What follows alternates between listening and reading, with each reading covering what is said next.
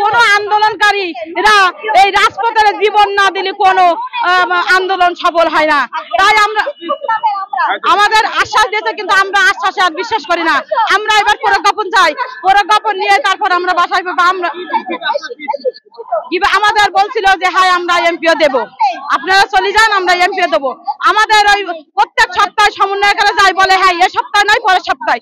এই গত এক সপ্তাহ ওরা সময় নিয়েছিল যে হ্যাঁ আমাদের এক সপ্তাহ সময় দেন, সেই এক সপ্তাহ যাওয়ার পরেও তারা কোনো কিছু করেনি। আমরা আর কোনো সপ্তাহ যেতে চাই না, আমরা চাই প্রজ্ঞাপন।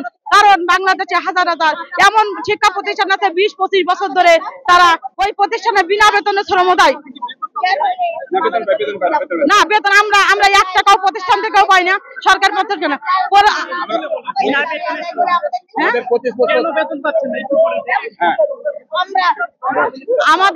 আমাদের সরকার আমাদের ছাত্র সংখ্যা শিক্ষার্থী দেখে আমাদের স্বীকৃতি দিয়েছে। প্রত্যেক বছর আমাদের স্বীকৃতি নবায়নের জন্য সরকার পক্ষ থেকে টাকা নেওয়া হয়, সেই টাকা নেওয়া হয়, কিন্তু প্রতিষ্ঠান এমপিও ভুক্ত দেওয়া হয় না কেন?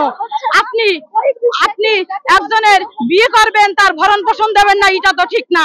কারণ আমরা প্রত্যেক বছরে আপনারা টাকা নেন, আমরা বিনা বেতনে আছি, আমরা প্রতিষ্ঠানে যাতে নিজে টাকা খরচ করে যাই। আপনারা প্রত্যেক বছর আমাদের কাছে বাড়তি টাকা নিচ্ছেন, কিন্তু আপনাদের টাকা দিতে সমস্যা কি?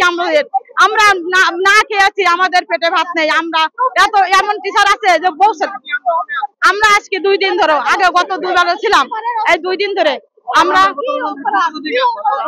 আমি সাতক্ষীরা জেলা থেকে এসেছি, সাতক্ষীরা থানা।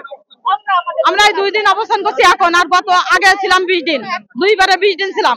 তখন বলছিল এখন আমরা দেবো দেবো দেবো দেবো করতে, তারা সময় যাচ্ছে কিন্তু দেয়নি। কারণ আমরা আশ্বাসে বিশ্বাস না, আমরা প্রজ্ঞাপন দিলে আমরা যাব, প্রজ্ঞাপন না দিলে আমরা ঘরে ফিরে যাব না। আমরা সবাই বাসা থেকে বিদায় নিয়ে এসেছি, সবার কাছে মাফ চেয়ে এসেছি যে আমরা যদি মারা যাই তা আমাদের মাফ করে দিতে হয়, আমরা এমপিও নিয়ে ফেরবো, নয়তো আমরা এখান থেকে জীবন দিয়ে আমাদের জীবন শেষ করে দেবো। কারণ আমাদের এই বছর যদি এমপিও নেয় আমাদের বিষ খাওয়া লাগবে, তা সেই বিষ খাওয়াচ্ছে পুলিশ, আমাদের গুলি করে মেরে দিক, তাও আমাদের দেশের লোকে জানবে যে নন এমপিও প্রতিষ্ঠান এমপিও ভুক্ত করার জন্য আজ সবাই জীবন দিয়েছে। তাই আমরা এই প্রতিষ্ঠান এমপিও করার জন্য সকল বাংলাদেশের স্বীকৃতিপ্রাপ্ত প্রতিষ্ঠান এক জায়গায় এমপিও চাই এবং ইন্ডেক্স নাম্বার চাই। ইন্ডেক্স নাম্বার না হলে আমরা কেউ ঘরে ফিরে যাব না। এক কথায় আছে শিক্ষাই জাতির মেরুদণ্ড, কিন্তু আমাদের কাছে এখন এমন হয়েছে যে শিক্ষাই জাতির মৃত্যুদণ্ড। কারণ আমরা 1 থেকে মাস্টার্স পর্যন্ত লেখাপড়া শেখে, নিবন্ধন দেশ কলেজে ঢুকে আমরা বেতন নেই। আমাদের সবাই এক আত্মীয় স্বজনের বাসায় জালি বলে বেতন পাইছি। আমার ছেলে 8 বছর বয়স, সে বলে আম্মু আপনি বেতন পান না, আপনি কলেজে যান কি করছি? তা আমাদের যে এই লজ্জাকর, আমরা কারোর সামনে মুখ দেখাতে পারিনি। আমরা মনে হয় যে আমরা কেন লেখাপড়া শিখেছি। আজকে যদি লেখাপড়া না শিখতাম তাহলে সমাজের কাছে আমরা নির্যাতিত হতাম না, মান সম্মান খাওয়াতাম না।